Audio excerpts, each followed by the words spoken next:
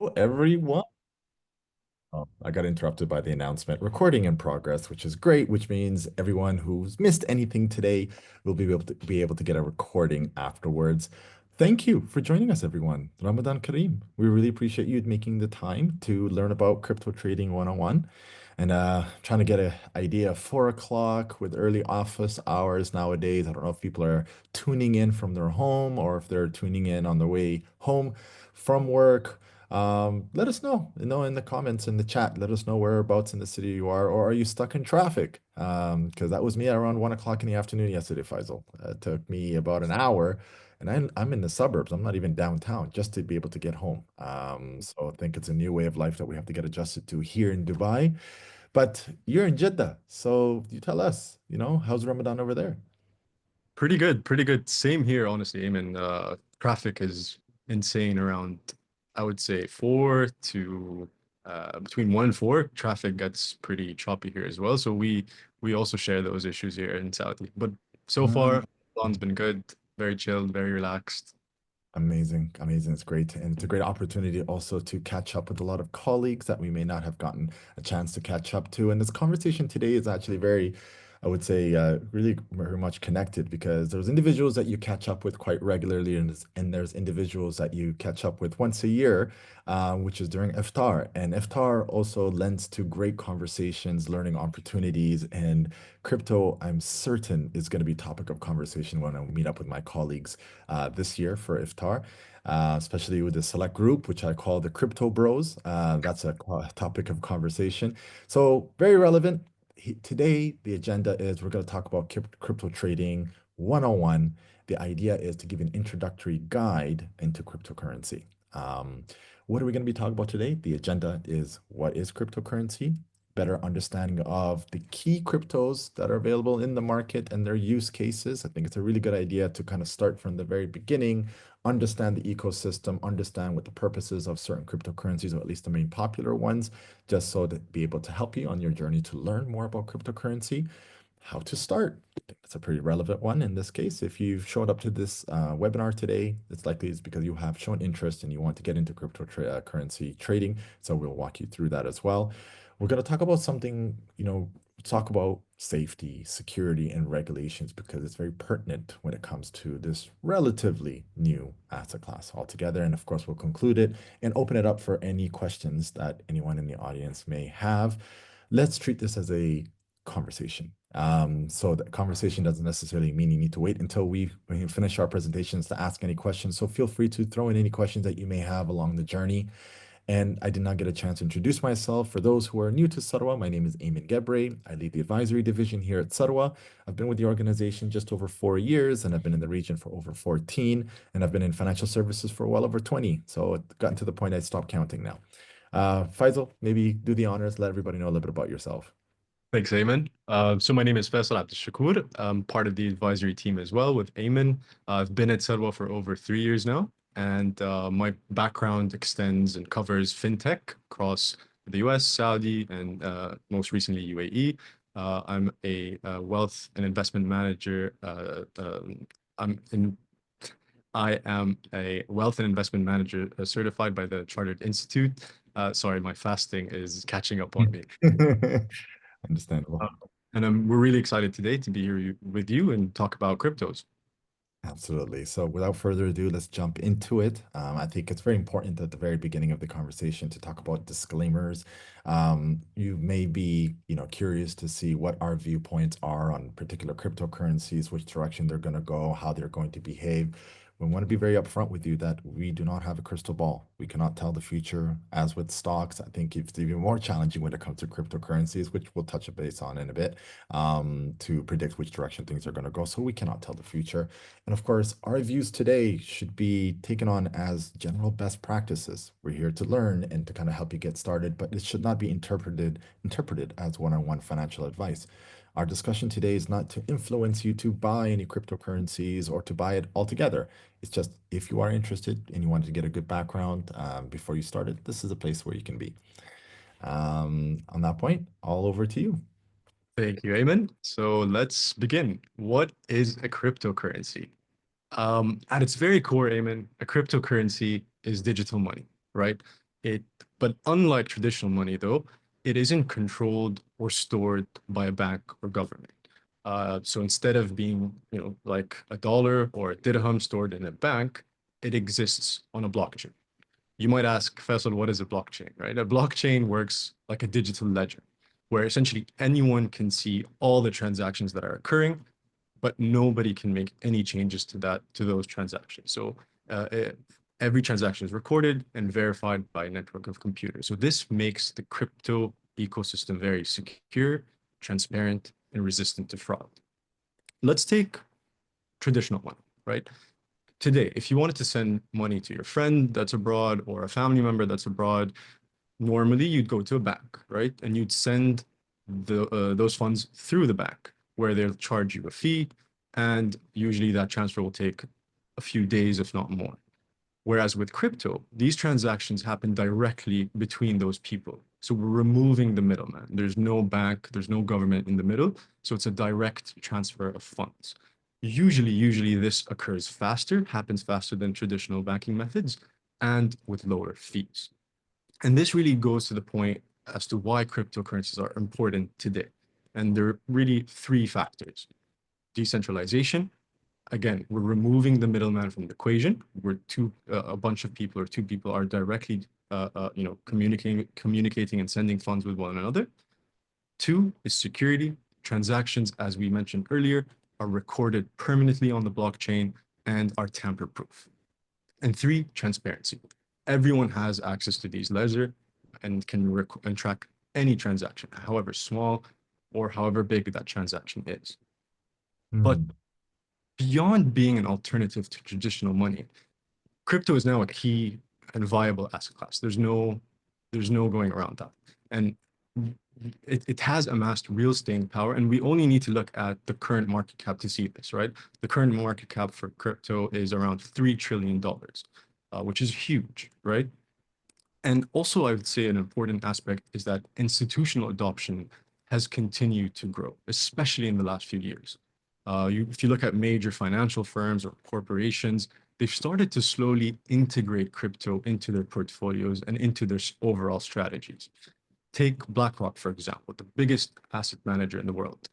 Just last year, they launched IBIT, which is a Bitcoin ETF. And just a few days ago, actually, they added Bitcoin into their model portfolios, which is huge coming from BlackRock. And if you were to ask a traditional investor within this space, how much would you recommend I allocate to crypto? Now, the census is usually 5 to 10%. This is the usual recommendation from traditional traditional investors. They would recommend an allocation of 5 to 10%. Us at Sarwa, as you know, Ayman, we also recommend a 5% allocation to crypto. Because 5% is not enough to jeopardize your overall portfolio, but it's still enough to give you a nice boost should that asset class do well. But it's important to note that these recommendations are specifically for Bitcoin, right? Because not all cryptos are created equally. Some have real world practical use cases or projects, whereas others don't.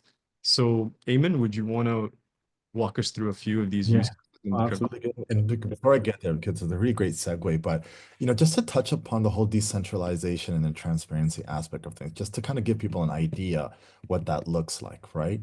I mean, it is fully transparent. And obviously, when we say transparent, it doesn't necessarily say, oh, Faisal Abdul Shakur has sent this much money to this Right. individual. He has his own unique ID, for lack of a better description. But it's on the blockchain that you can trace Right.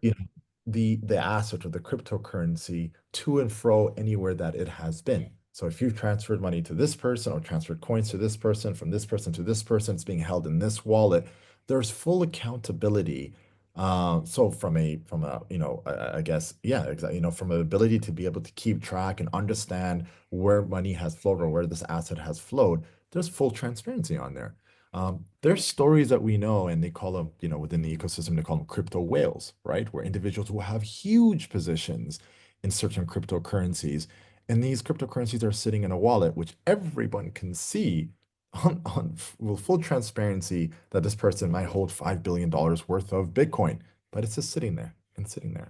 It's Yeah. full. transparency. You don't know who the individual is. Obviously, you still have that privacy aspect of things, but I find that really interesting. And for people who are purists, cryptocurrency purists, they do appreciate the fact that you own your asset itself, that there is no middleman, that it is decentralized and it's verifiable itself.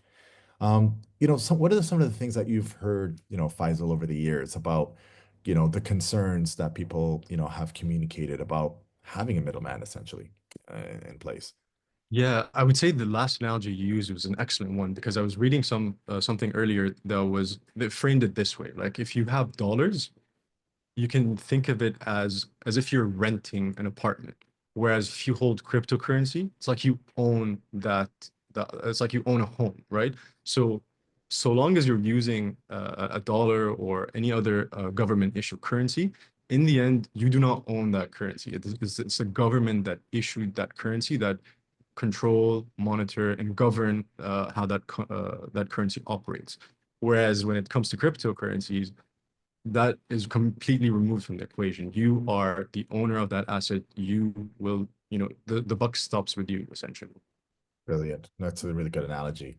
I think good segue now to start talking about the different types of cryptocurrencies or tokens that are available. I think the one that most people are very familiar with, and I would say has paved the way and gone through all the hardship to popularize cryptocurrency would be Bitcoin in the first place. Um, Bitcoin, is widely regarded, some would disagree, as digital gold. If not that, if you don't agree with that concept, then you can call it a great store of value. Well, why is that? Like, what's the idea as to why it's considered to be a store of value? Well, we know traditionally with money that there are mechanisms in place in which you can some capital within the market. You could also print more money. And as a result, it essentially can impact the value of that currency itself. Whereas with Bitcoin, that possibility does not exist. Bitcoin itself, there are exactly 21 million Bitcoins, and not all of them are in circulation. So there's a scarcity aspect to this, which, depending on demand and supply, if the demand is higher than the supply of coins, then what happens is that it tends to send the direction or the value of Bitcoin upwards. And because you cannot create any more coins, then that means that the value essentially is being maintained, if not is increasing. Currently, as we know, there's just over 19 million, close to 20 million Bitcoins that have been mined or at least available in circulation. The remaining circa, 2 million, almost 2 million, essentially still has some ways to go before it's completely mined. But once it's fully mined, there is going to be no more Bitcoins available beyond those 21 million coins. And what that means is that the more demand and the more interest and more, I would say, investment into Bitcoin itself should drive the value theoretically up. And I mean, if you think about where it started back in 2009, where it was known for being used for nefarious purposes, it was a concern for a lot of institutions. They didn't want anything to do with it. It was associated with people who were in the underworld. But look where we are today, where we have large institutions like BlackRock who are creating financial instruments to give you access to Bitcoin. I was looking over at on our Sarwa trade platform, Faisal, and I saw over 30 different instruments that invest directly or indirectly into cryptocurrencies itself. But Bitcoin is what led the way Yeah, altogether. yeah, Um, Bitcoin is also known as having very high security measures and a lot of trust that they've built over the many years. I mean, this has been operating since 2009, and there has been no cause for concern. The technology is sound itself. And as a result of the scarcity, the security, and the fact that in its decentralized nature, this is why people consider Bitcoin to be digital gold, and has been a real great tool for long-term investments. It's a great way to preserve wealth. You were talking about the market cap for cryptocurrency being just north of $3 trillion. Well, Bitcoin occupies about 1.7 trillion of that. So yeah. half of the cryptocurrency space is Right. essentially Bitcoin itself.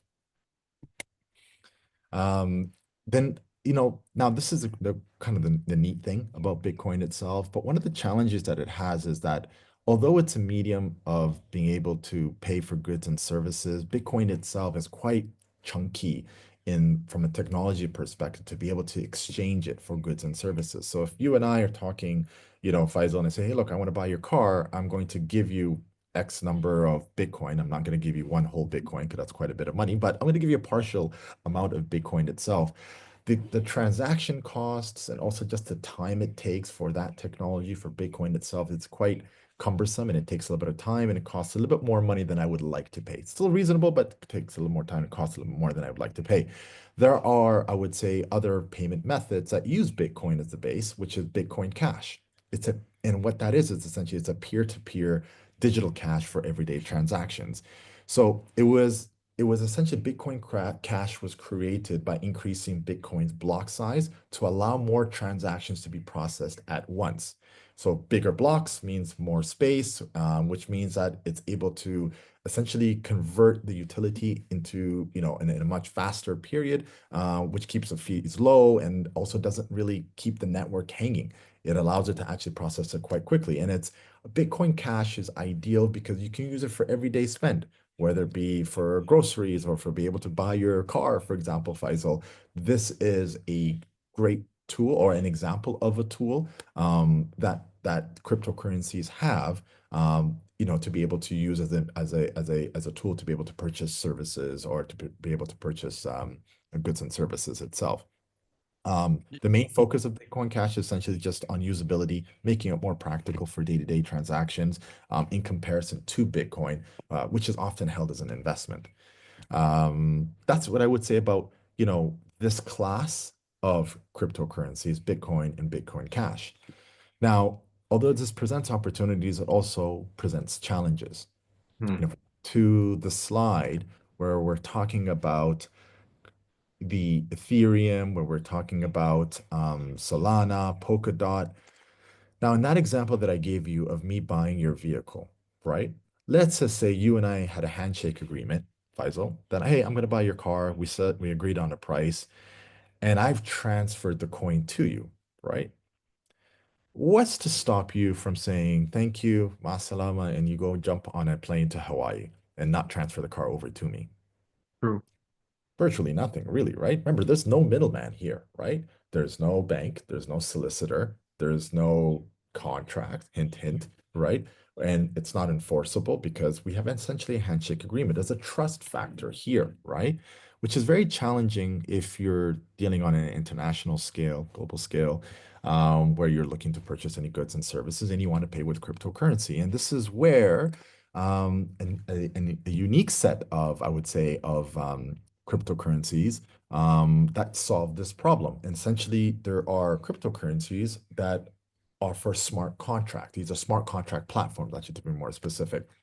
And they're also still decentralized, but they allow the developers to be able to create and deploy smart contracts, a clear rule-based contracts, where in this case, for example, you and I can enter into a contractual agreement that is fulfilled by Ethereum, Solana, Polkadot in this example, where it's like, okay, if I'm buying your vehicle, the ownership is going to be transferred instantly.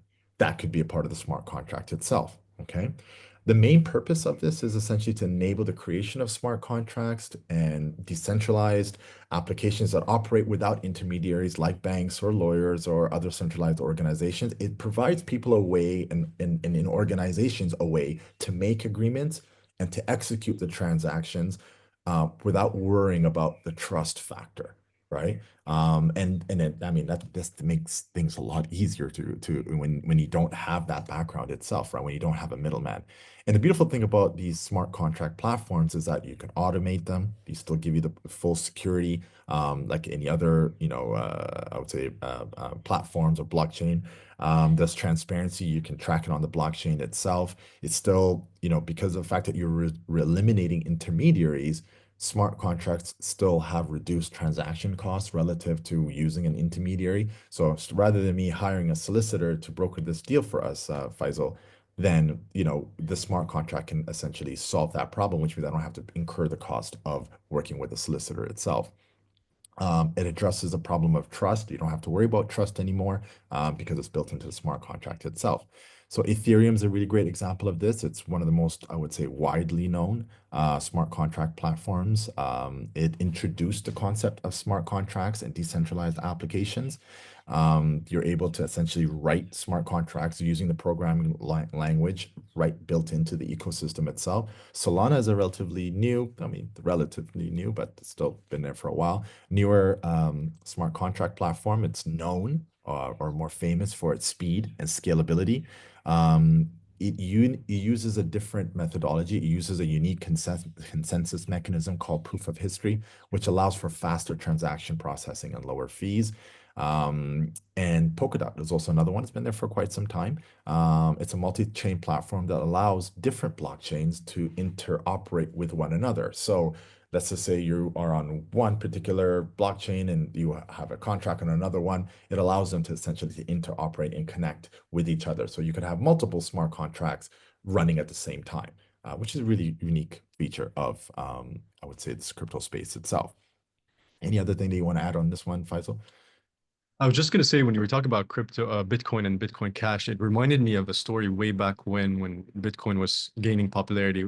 I'm sure you've heard of it. That guy that bought pizza, 6 Bitcoin worths of pizza.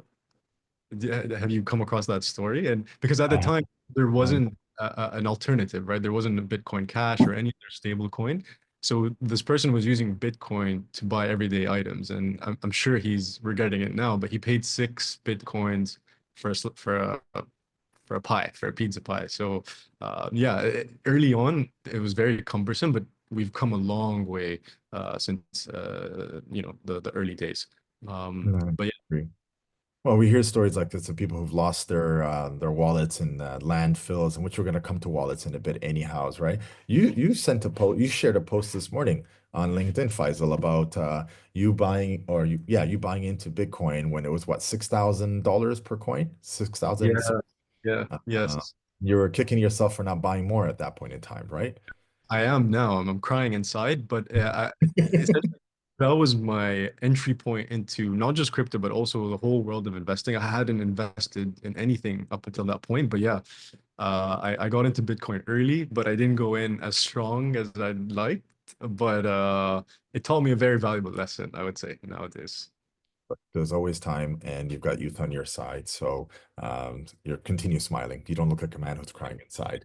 Um, But I want to move it along because I'm just conscious of everyone's time here. So we've talked about, very popular approaches, which is Bitcoin, Bitcoin Cash, and then the smart contract platforms as well too. Now let's get into the more gray areas, but very much relevant within the crypto ecosystem. Yeah, so gray areas are very common within the crypto space, and this is an interesting subset of the crypto space, I would say. So meme coins or community-driven tokens. So these are coins that are, as the name suggests, are community-driven, right? They often gain popularity through social media trends or certain hypes, but they have strong community backings.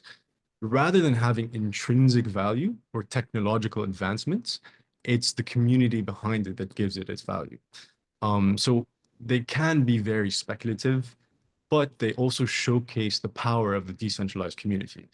And one of the most popular ones is Dogecoin. So this interesting coin started off as a joke, right? But very quickly it gained traction due to the strong community behind it. Also because of a certain individual that is very popular and very wealthy and very opinionated, Elon Musk, which is one of the biggest advocates of Dogecoin. He even experimented at one point, aiming at Tesla to accept Dogecoin as tender at Tesla. I don't think it's in use now, but at some point it was. So usually these subset of cryptocurrencies don't have real world applications, but some do. Some are viable, I would say, investments. So it's important to know when looking at this subset of cryptos is to know that they're extremely, extremely highly volatile, even more so than their counterparts. Again, they can swing from 100 to zero with just the smallest bit of news and vice versa. They're also very community driven, right? Their success is largely dependent on the backing, the social backing behind it. And again, Hmm. not all of them have real world applications, but some do and are considered a viable investment. So Hmm. it's important to approach them with caution. Absolutely. And you hit the nail on the head is that when you don't have, it's not a technological innovation or it doesn't try, not all of them try to solve real world problems. So there's no necessarily use case, which means that there's no end game for some of these coins. And their existence is basically based on an echo chamber of, hey, I've got this coin, you should get this coin. And the more Right. people that participate in it, it's more relevant that coin becomes, and the more likely that that price will be sustained.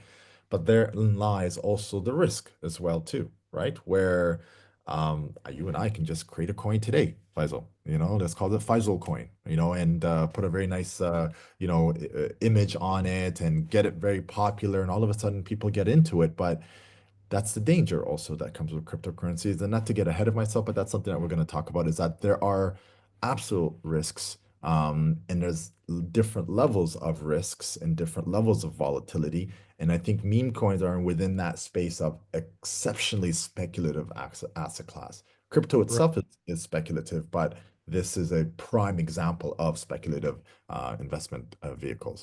Absolutely, absolutely. Unfortunately, there have been a lot of pumps and dumps, as they call them, and it tends to be, associated with this subset of cryptocurrencies usually. Yeah, absolutely. On, on the other hand, I think it's a great transition, but so another subset of cryptos, which aren't actually cryptocurrencies, but these are essentially crypto stocks and crypto ETFs, which give you exposure into the crypto ecosystem, as well as cryptocurrencies without actual and direct ownership of cryptocurrencies. So let's take crypto stocks. So here you'd be investing in companies that are directly involved within the crypto ecosystem. So you can take Coinbase, for example, which is a crypto platform, right? So here, if you invest in this company, you'd be investing in the infrastructure that the crypto runs on, right? So it's not a direct investment into crypto, but you're still gaining that exposure. An alternative, we have crypto ETFs. So we mentioned this earlier, BlackRock. So BlackRock launched IBIT just last year.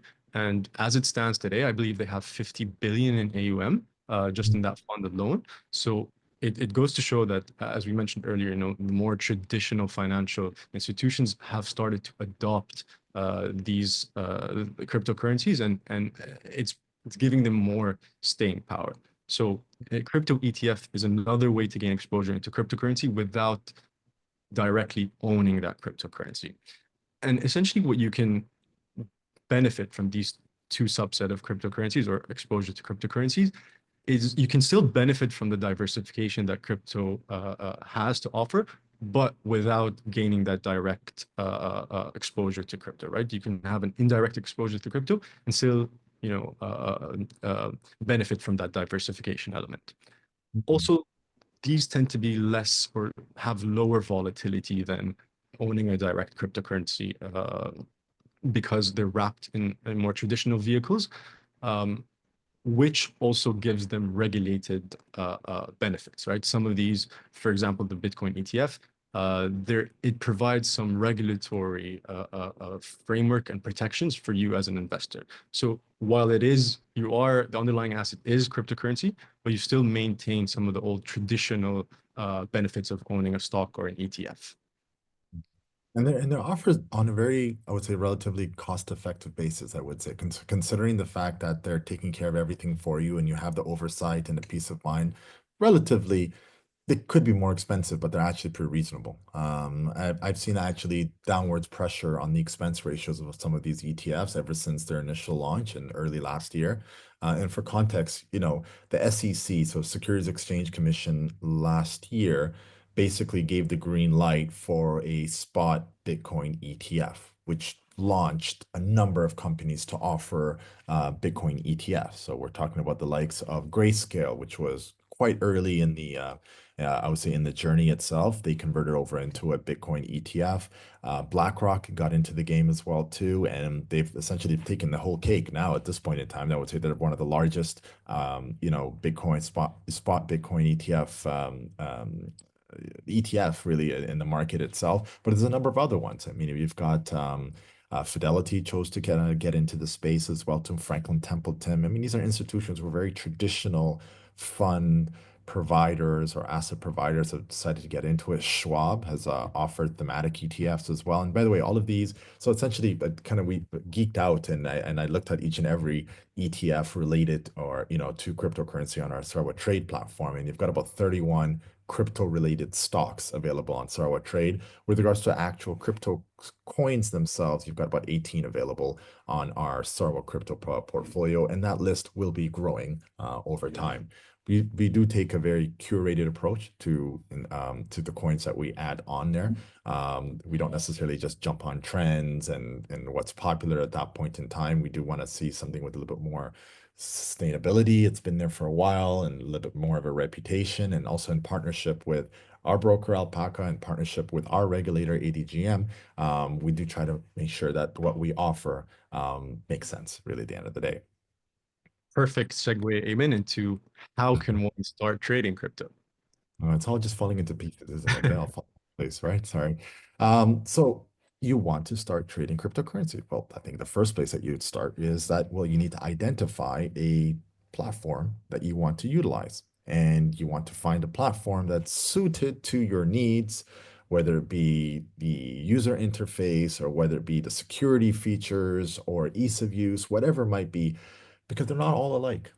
Just as much as, Sarwa might be different from another broker, or, just like vehicles, there's many different types of vehicles. They're suited to the individuals themselves, and each one has its pros and cons, strengths and weaknesses. It's about identifying the one that ideally works for you. But as a framework, I think things to think about when trying to choose a platform would be, number one, make sure you work with one that is known for their security. Meaning choose a platform with strong security features. And one very simple low-hanging fruit is to ensure that the platform that you're working with has two-factor authentication. In what shape or form they have the 2FA, of course, matters as well too.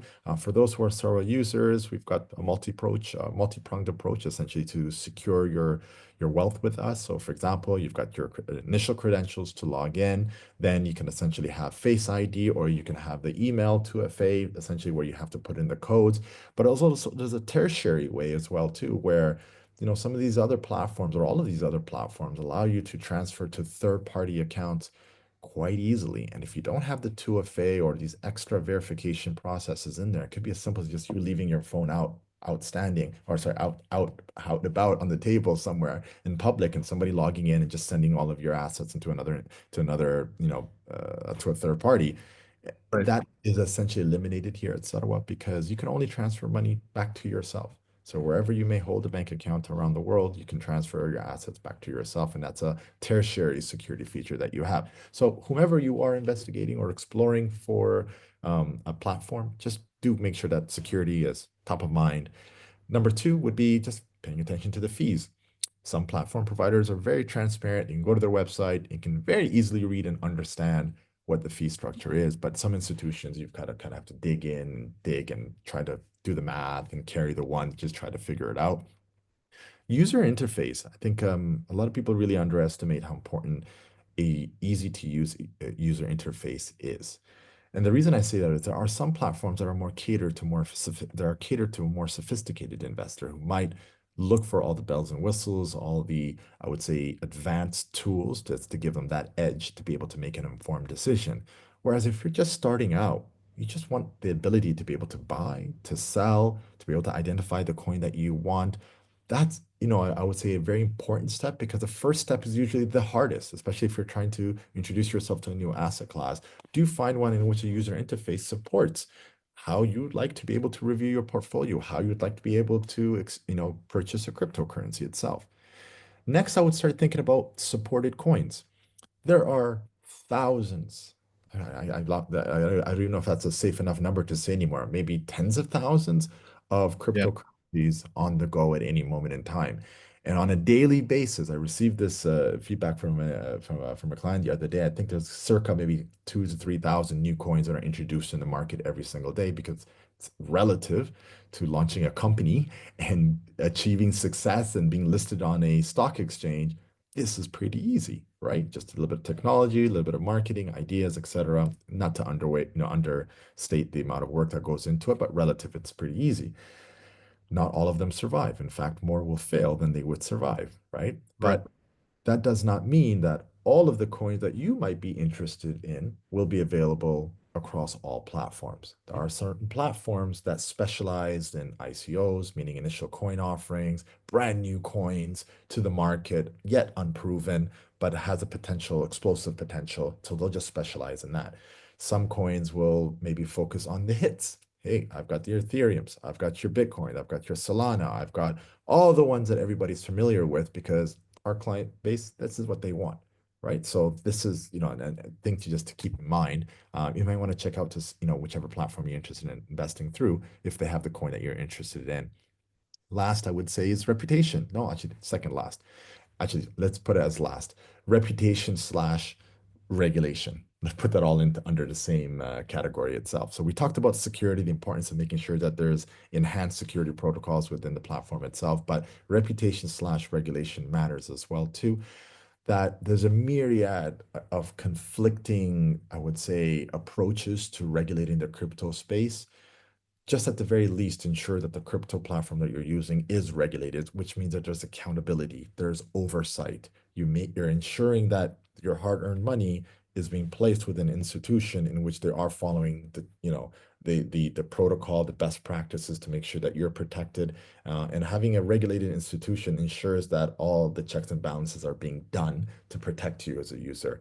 And the reputation is something that you can see online. Go to the Google reviews, go to Trustpilot, go to any number of different online platforms to be able to understand the reputation of the institution itself. Some popular ones, globally popular ones, would be Binance, right? We've got Coinbase, we've got Kraken, Gemini. Not all of these platforms are necessarily regulated here in the UAE. Some of them are in the process of being regulated. Some of them have initial approvals.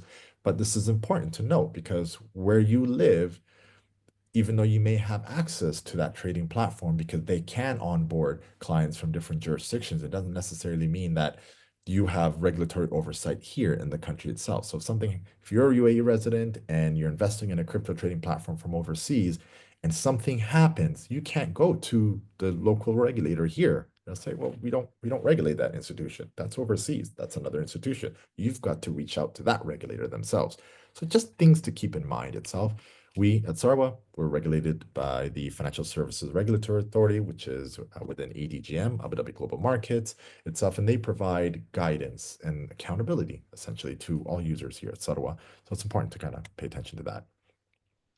Absolutely, absolutely. And one thing you mentioned, Eamon, that really struck close to me, and you alluded to the post I did earlier. And for me, that wasn't my starting point with crypto. It was the first time I bought crypto. But before that, I had tried time and time again. But every time I had tried, the platform had so many different bells and whistles that I couldn't quite figure out how to buy crypto. And then I stumbled upon that platform. I think it was like a span of 6 months that I was looking for a suitable platform. But yeah, user interface and ease of access is extremely important. And I think for me, that was what got me to start investing in Bitcoin in the first place. Absolutely. You don't want any obstacles or challenges, especially at the beginning of your journey, even at a later point. Maybe you just value peace of mind, and maybe those extra features are not necessarily something you need imminently, maybe at a later stage. The whole idea is that there's different options out there for you. Now, if you do find a broker, what can you expect? Because crypto is relatively new asset class. It's also a relatively new technology. The beauty is that a lot of new entrants to the market are very tech savvy. So the onboarding is fairly easy with most, if not all, institutions that offer cryptocurrency. So, you take your Sarwa, your Binance, your Coinbase, et cetera, all of it's going to be digital. And the requirements are typically very similar, where they want to know who you are. They call it KYC verification. We want to make sure we understand the source of funds, source of wealth. We want to make sure we get your ID, where do you reside, proof of address is one of the requirements as well too, a selfie, so make sure you put on your best smile.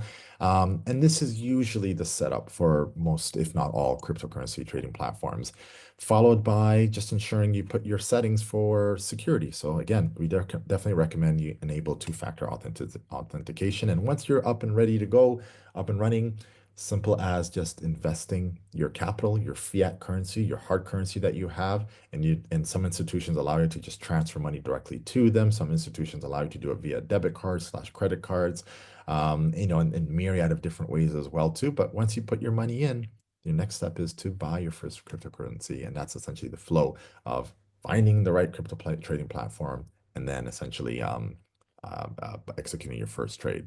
Now, other things to think about, and I don't think this is the right medium to be able to just dive into it, but there's different methods of storing your cryptocurrencies. There are some individuals who are very adamant that they would like to essentially store their crypto assets themselves when it comes to storing their crypto, and they may prefer a cold wallet. And what it essentially means is that a cold wallet is just something that isn't connected to the internet. It's essentially physical hardware that you have in hand. Think of it almost like a hard drive. Probably best example I can think of it as a hard drive where it stores the credentials that it recognizes how much cryptocurrencies that you do have itself, which gives people a bit of peace of mind. Little bit more work though, because this is an offline wallet itself. So that means that, in order for you to be able to trade it, for example, if you want to be able to sell the assets that you have to kind of take it off your cold wallet, put it on the exchange, sell it, etc. So a little bit more effort. Number two, a little bit more risk. If you lose that wallet, bye bye at that point in time. For God, God for sake that you maybe forget your password for the wallet itself, that becomes problematic. Right. Um, Sorry, go ahead. No, I was just saying, yeah, there's so many stories of people, as you said earlier, that them losing that hard drive, whether it's, they were misplaced or stolen. But yeah, once that's gone, masalam. Yeah, that's it. Which is, again, scary, but also arguably probably the most safest route to store your cryptocurrencies. Right. Typically, when we hear about stories of big hacks, that have happened, it's usually institutions that have had their exchange actually hacked itself and essentially coins siphoned off of the exchange itself due to maybe a loophole or a gap within the security protocols itself. But if it's your own cold wallet, then it's relatively safe. Um, and now there's hot wallets as well too, which is very simply just wallets that are connected to the internet. It just makes it very easy to access and use your crypto anytime you need it. So when you think of majority of, international exchanges out there, you have the ability to take your cryptocurrency off the exchange and put it into your wallet, but some may just leave it on the exchange. You may be participating in maybe staking, which is another strategy that you can utilize when it comes to cryptocurrency. But essentially, it's you leaving it on the exchange itself, which means that it's very accessible, it's very easy. You can change coins whenever you want. You don't have to necessarily take it out of your wallet, put it back into your wallet, and etc. back and forth. But of course, it has an added element of risk itself. Most institutions by now have that opportunity for you to take your coin offline and put it into cold wallet itself. But even the institutions now that essentially allow you to participate and leave your coins on the exchange, they also are now securing your coin through their own cold wallet storage themselves. Right. Perfect example would be our broker, Alpaca. Alpaca Securities themselves. What they do is that they use a custodian, which is Fireblocks, which is a very trusted custodian within the crypto ecosystem. And they store the cryptocurrencies that our clients invest in secure cold wallets, and they just recall them whenever they need to at that point in time. So this is a very effective method of essentially securing your safety of your assets themselves. I'll take a pause there for a second just to make sure that how's the audience and the questions. Oh, we've got a number of questions in here, and I'm just Well, conscious of time. So what I'll do is I'm gonna breeze through this, but I'm gonna still give it the attention that it deserves.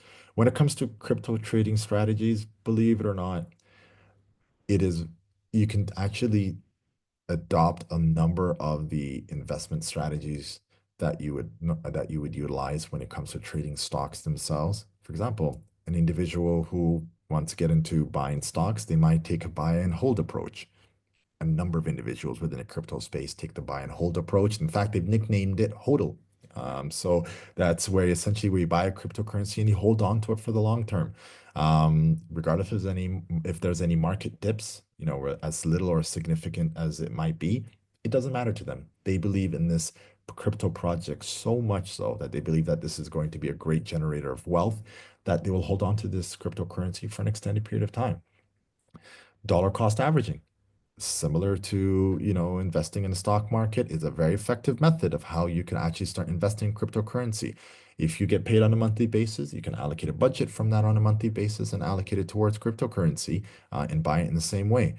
If you prefer a more active approach, you can consider swing trading, which is essentially you set aside, time, maybe once every 3 days, once every 4 days, assuming the market is behaving on the cycle where every 3 days or 4 days opportunities present themselves. But essentially, it's you buy when prices are low and sell when prices rise over a period of a days or potentially a weeks, right? But it's relatively, it's considered to be short term relative to just buy and hold itself. So this could be between a few days to about a week to maybe a couple of weeks, but essentially you're just buying when the prices are low, and when the prices pick back up again, you sell, and then you repeat the cycle over and over again. So you can use stop losses, you can do take profit orders. You can take the approach of diversifying as well too. No one said all of your money needs to go into one cryptocurrency. In fact, it might be wise to think about diversifying into different types of cryptocurrencies. Some will make and some will not. Maybe a good idea to reduce your overall risk by just diversifying altogether. Okay.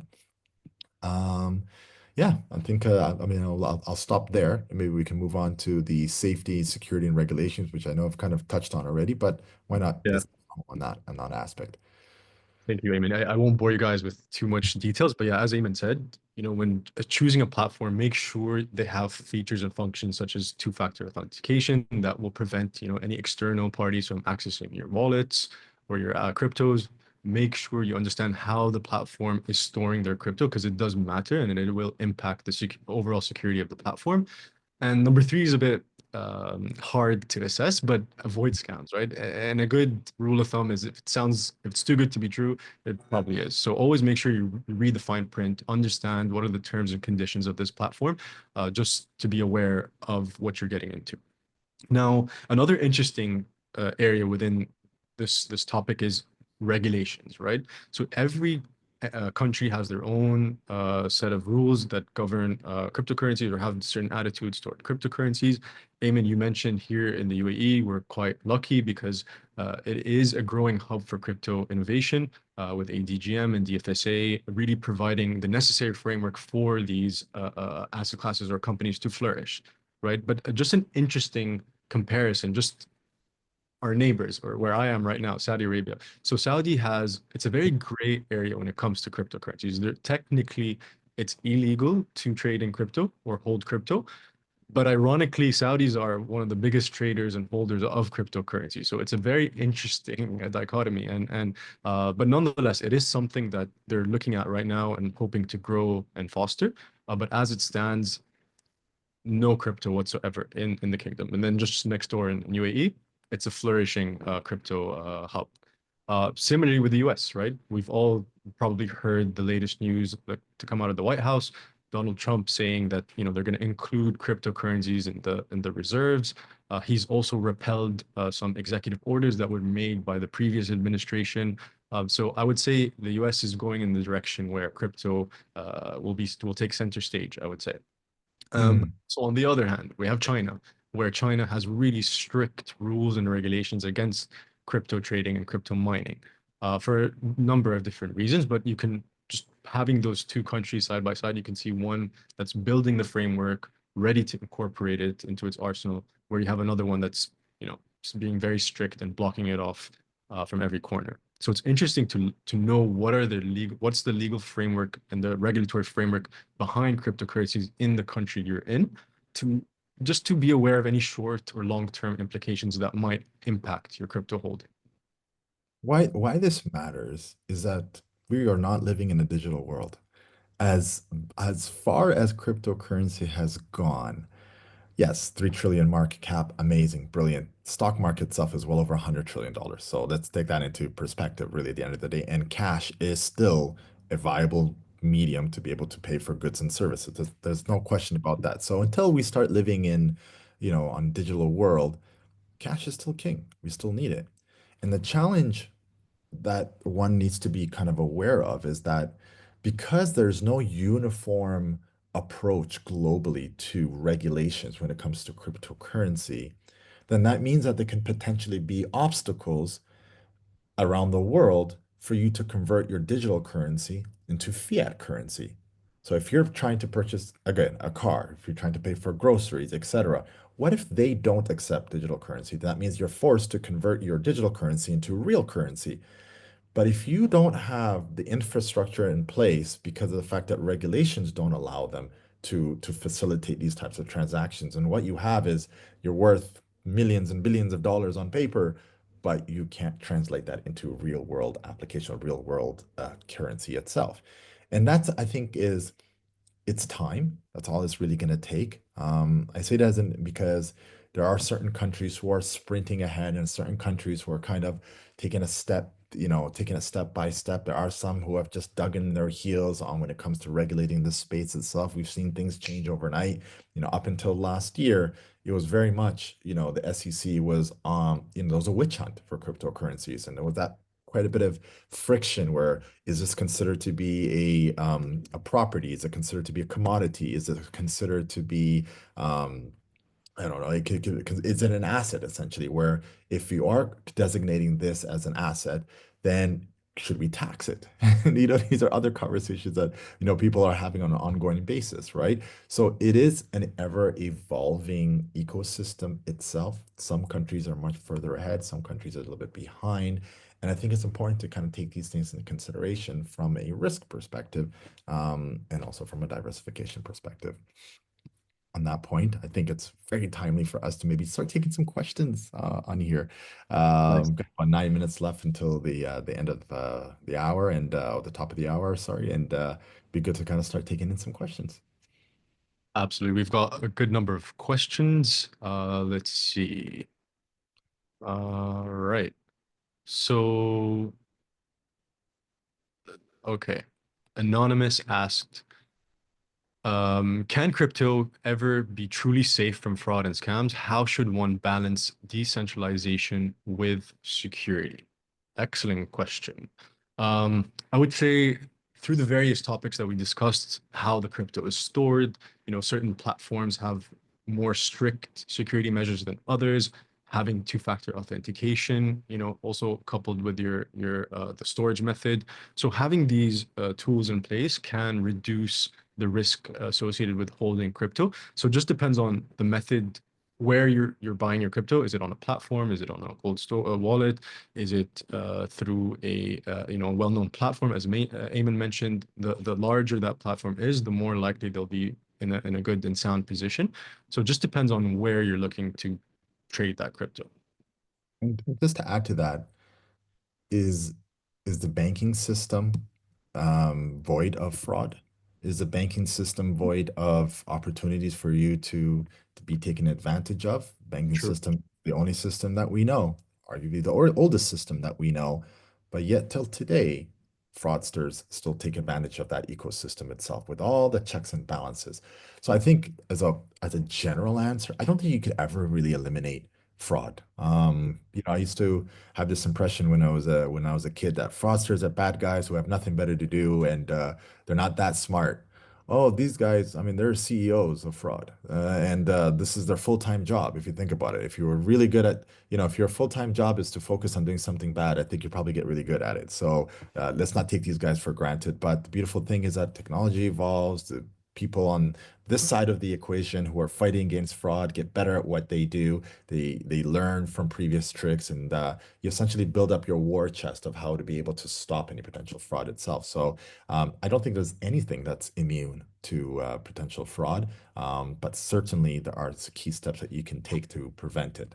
Just like even your bank card, you don't give your password away, your PIN number away, you don't leave your card lying around, you don't share your online credentials with people. It's the same methodology that you want to take when it comes to banking itself.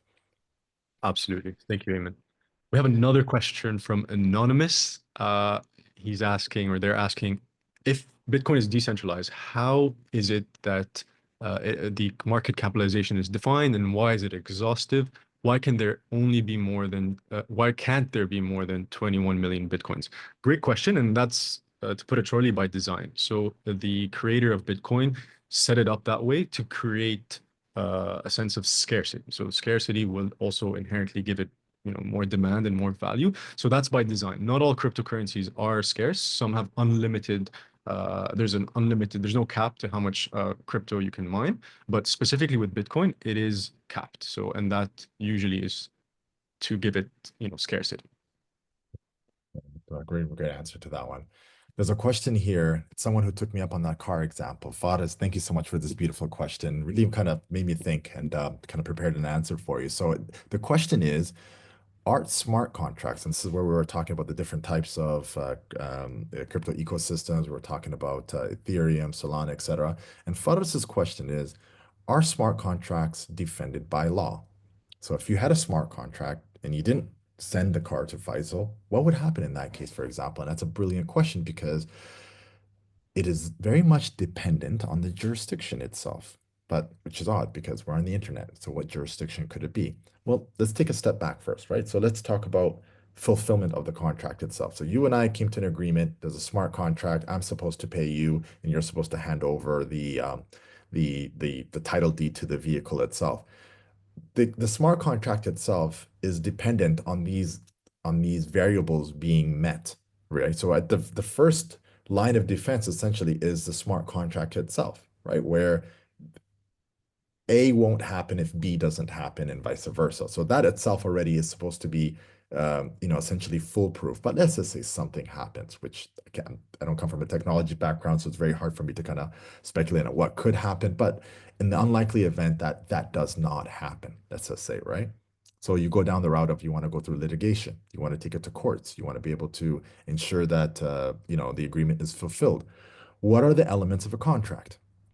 For a contract to be legally enforceable, you need an offer. So one party proposes an agreement. So I would like to buy your car, Faisal, and I will pay you X number of money, right? The other party needs to agree. So there needs to be an offer and acceptance. There needs to be consideration, and a consideration just simply means there is something of value that is being exchanged, right? So I'm not going to sign a contract with you where I'm going to say, hey, Faisal, I'm going to say you are the best person in the world, and you're going to ponder that and accept. And if I don't deliver on it, what's the consideration? There's nothing of value. I don't think you really care if I think you're awesome. So, it has to be something of value, essentially, in which that is going to be exchanged. So that's consideration. There needs to be an intention to create legal relations, meaning that both parties are willfully entering into a legally binding agreement itself, and it's recognized as so. And lastly, there needs to be capacity, meaning I have the money, you have parties must have the legal ability to enter into the contract.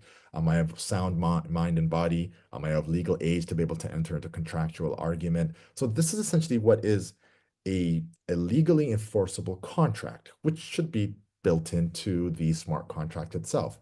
But for any reason it's not fulfilled, which court of law can you go? And this is where your jurisdiction matters. There are some courts who don't recognize smart contracts and some courts that do. There are some landmark cases that have happened in different parts of the world. For example, I can't remember, there was a case I heard Arizona and Tennessee, they have passed laws that explicitly support smart contracts, right? And there are some jurisdictions like, for example, UK and EU who've already recognized smart contracts as potentially being enforceable. The key word being potential, because it's still early days. So I'd say it's case by case, jurisdiction by jurisdiction, but the more specific you are in your smart contract, the more likely then it'll be more enforceable. I'll give you just a offhand example of this as well too. There could be two businesses that are entering into an agreement, and I'm just going to pick random country, Bangladesh. Okay. Two companies are entering into a contractual agreement, and they may write into the contractual agreement that if there's any issues, we will set, we will have this, we will go to arbitration in the DIFC courts or DIFC arbitration tribunal, right? They've written that into the contract so that if there's any issues, that they can go fight their case within or through arbitration and the DIFC. So you can do an example of that as well. Long-winded answer, but hopefully kind of give you the perspective Thank you, there. Evan. That was very insightful. I'm just conscious of time, so I'm going to do a quick, rapid answer because there are two people asking the same question, Faris and Chintu. Basically, they're asking, can we transfer crypto from our Sarwa wallets to an external wallet. Not as of yet, but as you know, we're always looking for ways to improve and enhance the platform. So we will take your feedback into consideration, and hopefully this can be something we offer down the line.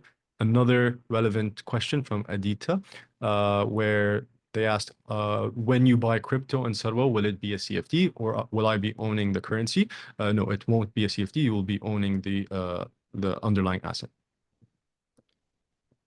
Absolutely, absolutely. There's a number of questions that are revolved around the same theme itself. It's like, should I consider cryptocurrency to be akin to just investing in a stock? I wouldn't say so. I would say that cryptocurrency itself is significantly more volatile as a Yeah. whole. And it's hard for me to, just okay, let's take an example in the stock market itself. You've got your blue chip stocks, you've got your very forward-looking tech stocks, you've got also on the other end of the spectrum, you've got your penny stocks. There's a full spectrum. And there's also a spectrum when it comes to cryptocurrencies. But even within that spectrum, it's still under I would say, the ecosystem of very speculative asset class because you can read the financial reports of a company. You can review who the CEO, the board of directors, you can review the products, the services that they offer. You can literally read into the company from end to end to be able to make an educated guess on what you feel, the company is worth. That opportunity does not present itself when it comes to cryptocurrency. It's simply the mechanism of demand and supply that dictate the price movements of a cryptocurrency itself. And that's just one variable versus a multitude of other variables. And of course, yes, sentiment is still important when it comes to traditional stock market, but this is just sentiment only that you're factoring in, which means that it makes it much more volatile, much more speculative, which is what Faisal was saying earlier on, that if you are deciding to get into cryptocurrency, it's wise to consider how much of an exposure that you want. Less is more in this case. We wouldn't say necessarily YOLO all of your net worth into a cryptocurrency. On that note, for those questions that we did not get to, for those who actually managed to put their name and email address, we have your contact details. We're happy to send a response over to you. And for those who didn't get the chance to kind of put in their name and email, we won't be able to answer. But this is recorded. You will all get a copy of this, and feel free to share it with a friend or a loved one. And I guess nothing left to say but say maybe Ramadan Kareem to everyone. Ramadan Kareem to everyone. Thank you for joining us. And as I even mentioned, please also, if we didn't get to your question, send us a message on WhatsApp to our customer support team. They're a team of excellent people and they'll be able to support you with your inquiries as well. Together. Have a wonderful day, everyone. And thank you, Sure. Faisal, for Thank you. accompanying me today. My pleasure. Have a good one.